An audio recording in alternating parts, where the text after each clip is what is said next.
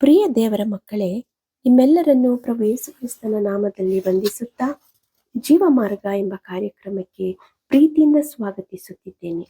ಅನೇಕ ವರ್ಷಗಳ ಹಿಂದೆ ಇಸ್ರಾಯೇಲ್ ದೇಶದಲ್ಲಿ ನಡೆದ ಸತ್ಯ ಘಟನೆಯನ್ನು ಕಥೆಯ ಮೂಲಕವಾಗಿ ನಿಮ್ಮ ಮುಂದೆ ತರುತ್ತಿದ್ದೇನೆ. ಇಸ್ರಾಯೇಲ್ ಪ್ರಜೆಗಳು ಪರಲೋಕ ದೇವರಿಗೆ ಅವಿಧೇಯರಾಗಿ ನಡೆಯುತ್ತಾ ಪಾಪದ ಜೀವನವನ್ನು ನಡೆಸುತ್ತಿದ್ದರು.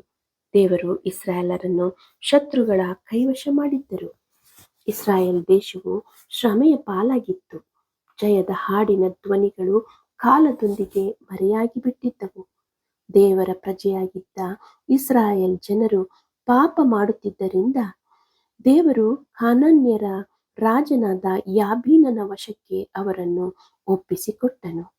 ಯಾಬೀನನ ಸೇನಾಧಿಪತಿಯಾದ ಸೀಸರನು ಕಬ್ಬಿಣದ ರಥಗಳಿಂದ ಇಸ್ರಾಯೇಲರನ್ನು ಆಳುತ್ತಿದ್ದನು. ಇಸ್ರಾಯೇಲರು ಭಯದಿಂದ ಬೆಟ್ಟ ಗುಡ್ಡಗಳಲ್ಲಿ ಅವಿತುಕೊಂಡು ಹೊರಗಡೆ ಹಾದಿಯಲ್ಲಿ ನಡೆದಾಡಲು ಭಯಪಡುತ್ತಿದ್ದರು. ಅವರಿಗೆ ಆಯುಧವಿಲ್ಲ, ಬಲವಿಲ್ಲ, ನಿರೀಕ್ಷಣೆಯಂತೂ ಇಲ್ಲವೇ ಇಲ್ಲ. ಆದರೆ ದೇವರು ಇಸ್ರಾಯೇಲರನ್ನು ಮರೆತು ಬಿಡಲಿಲ್ಲ. ಎಫ್ರಾಯಿಂ ಸೀಮೆಯ ಖರ್ಜೂರ ವೃಕ್ಷದ ನೆರಳಿನಲ್ಲಿ ಕುಳಿತಿದ್ದ ಆ ಸ್ತ್ರೀಯ ಹೆಸರು ದೆಬೋರಾ. ದೆಬೋರಳು ಪ್ರವಾದಿನಿಯಾಗಿಯೂ ಇಸ್ರಾಯೇಲರಿಗೆ ನ್ಯಾಯಸ್ಥಾಪಕಿಯಾಗಿಯೂ ಇದ್ದಳು. ಆಕೆಯ ಬಳಿ ಯಾವುದೇ ಆಯುಧವಾಗಲಿ ಕೈಯಲ್ಲಿ ಕತ್ತಿಯಾಗಲಿ ಇರಲಿಲ್ಲ. ಆಕೆಯ ಶಕ್ತಿ ಸಂಗೀತದಲ್ಲಿಯೂ ಇರಲಿಲ್ಲ. ಅವಳ ಬಲವು ತನ್ನ ಸ್ನಾಯುದಲ್ಲಿಯೂ ಇರಲಿಲ್ಲ. ಆದರೆ ಆಕೆಯ ಬಲವು ಆಕೆಯ ಮೂಲಕ ಮಾತನಾಡಿದ ದೇವರ ಸ್ವರದಲ್ಲಿತ್ತು. ಪ್ರತಿದಿನವೂ ಜನರು ನ್ಯಾಯ ನಿರ್ಣಯಕ್ಕೋಸ್ಕರ ಆಕೆಯ ಬಳಿಗೆ ಬರುತ್ತಿದ್ದರು. ಆಕೆ ಎಲ್ಲವನ್ನು ಕೇಳುತ್ತಾ ಪ್ರಾರ್ಥನೆ ಮಾಡುವವಳಾಗಿದ್ದಳು. ಸರಿಯಾದ ಸಮಯ ಬಂದಾಗ ಪರಲೋಕದಿಂದ ಬಂದ ಅಧಿಕಾರದಿಂದ ಅವಳು ಮಾತನಾಡಿದಳು. ಒಂದು ದಿನ ದೆಬೋರಳು ಕೇದೇಶ್ ಊರಿನವನಾದ ಬಾರಾಕನನ್ನು ಕರೆ ಕಳುಹಿಸಿದಳು. ಬಾರಾಕನು ಬಂದಾಗ ದೆಬೋರಾ ಆತನನ್ನು ನೆಟ್ಟನೆ ದೃಷ್ಟಿಯಿಂದ ನೋಡುತ್ತಾ ಹೇಳಿದ್ದೇನೆಂದರೆ, ಇಸ್ರಾಯೇಲ್ ದೇವರು ನಿನಗೆ ಆಜ್ಞಾಪಿಸುವುದೇನೆಂದರೆ 10,000 ಜನರನ್ನು ಕೂಡಿಸಿಕೊಂಡು ತಾಬೋರ್ ಬೆಟ್ಟಕ್ಕೆ ಹೋಗಬೇಕು. ಸೇನಾಧಿಪತಿಯಾದ ಸೀಸರನನ್ನು ನಿನ್ನ ಕೈವಶ ಮಾಡುವೆನು ಎಂಬುದಾಗಿ. ಆದರೆ ಬಾರಾಕನು ಹಿಂಜರಿದನು. ಆತನು ಹೇಳಿದ್ದೇನೆಂದರೆ, ಕಾನಾನ್ಯರು ಭೀಕರವಾದವರು. ಸಿಸೇರನ ಸೈನ್ಯದಲ್ಲಿ 900 ಕಬ್ಬಿಣದ ರಥಗಳಿದೆ. ಇಸ್ರಾಯೇಲ್ ಸೈನಿಕರು ತರಬೇತಿ ಪಡೆದವರಲ್ಲ, ಅವರು ಆಯುಧರಹಿತರು, ಭಯದಿಂದ ಕೂಡಿದವರು ಎಂಬುದಾಗಿ. ನೀನು ನನ್ನ ಸಂಗಡ ಬಂದರೆ ನಾನು ಹೋಗುತ್ತೇನೆ, ಇಲ್ಲವಾದರೆ ಹೋಗುವುದಿಲ್ಲ. ದೆಬೋರಳು ಹಿಂಜರಿಯಲಿಲ್ಲ. ನಾನು ಹೇಗೂ ನಿನ್ನ ಸಂಗಡ ಬರುತ್ತೇನೆ, ಆದರೆ ವಿಜಯದ ಗೌರವ ನಿನ್ನದಲ್ಲ.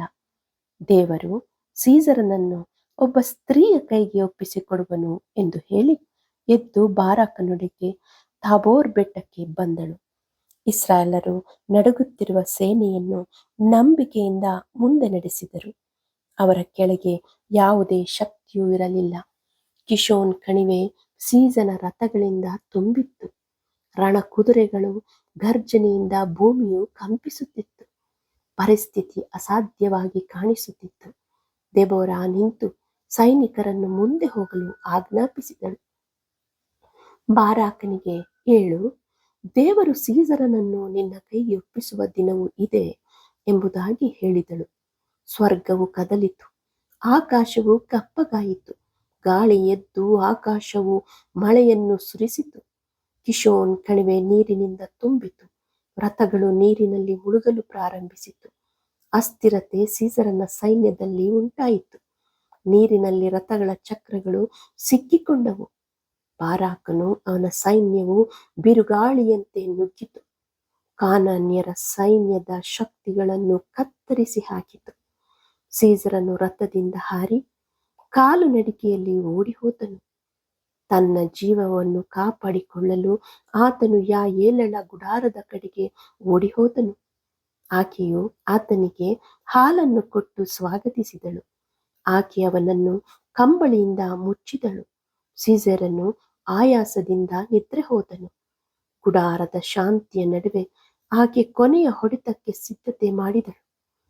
ಯಾಯೇಲಳು ಕೈಯಲ್ಲಿ ಗುಡಾರದ ಗೂಟವನ್ನು ಒಂದು ಕೊಡತಿಯನ್ನು ತೆಗೆದುಕೊಂಡು ಸೀಸರನ ಕಣತಲೆಯಲ್ಲಿ ಆ ಗೂಟವನ್ನು ಹೊಡೆದು ನೆಲಕ್ಕೆ ನಾಟಿದಳು. ಬಾರಾಕನು ಸೀಸರನನ್ನು ಹಿಂದಟ್ಟುತ್ತಾ ಅದೇ ಸ್ಥಳಕ್ಕೆ ಬಂದನು. ಕಾನಾನ್ಯನಾದ ಪ್ರಬಲ ನಾಯಕನು ಸೀಸರನು ಆಗಲೇ ಮರಣ ಹೊಂದಿದ್ದನು. ಸೈನಿಕರ ಕೈಯಿಂದಲ್ಲ, ಒಬ್ಬ ಸ್ತ್ರೀಯ ಕೈಗಳಿಂದ ಸತ್ತಿದ್ದನು. ಆಗ ದೆಬೋರಳು ಬಾರಾಕನು ಸಂಗೀತ ಹಾಡಿದರು. ಆ ಹಾಡು ತಲೆಮಾರುಗಳಿಂದ ಪ್ರತಿಧ್ವನಿಸುತ್ತಿದೆ. ಇಸ್ರಾಯೇಲ್ ಸ್ತ್ರೀ ಮುನ್ನಡೆಸಿದಾಗ ಜನರು ತಮ್ಮನ್ನು ಅರ್ಪಿಸಿಕೊಂಡರು. ನಂತರ ದೇಶದಲ್ಲಿ 40 ವರ್ಷಗಳು ಸಮಾಧಾನವಿತ್ತು. ದೆಬೋರಳ ಕಥೆಯು ಯುದ್ಧದ ಕಥೆಗಿಂತ ಅಧಿಕವಾಗಿತ್ತು. ಇದು ನಂಬಿಕೆಯ ಸಾಕ್ಷಿಯಾಗಿತ್ತು. ದೆಬೋರಳು ಸೈನಿಕಳಲ್ಲ, ರಾಣಿಯೂ ಅಲ್ಲ. ಆಕೆ ದೇವರ ಸ್ವರವನ್ನು ಕೇಳುವ ಆಕೆ, ಸಂದೇಹವನ್ನು ಇತರರಿಗೆ ತಿಳಿಸುವಾತಳು. ಎಲ್ಲರೂ ಬಚ್ಚಿಟ್ಟುಕೊಂಡಾಗ ಧೈರ್ಯವಾಗಿ ಇಸ್ರಾಯೇಲರನ್ನು ನೆನಪು ಮಾಡಿಕೊಂಡಳು. ದೇವರ ಕೃಪೆ ಪುರುಷನೆಂದು ನೋಡುವುದಿಲ್ಲ. ವಿಧೇಯತೆ ಜಯವನ್ನು ತಂದುಕೊಟ್ಟಿತು.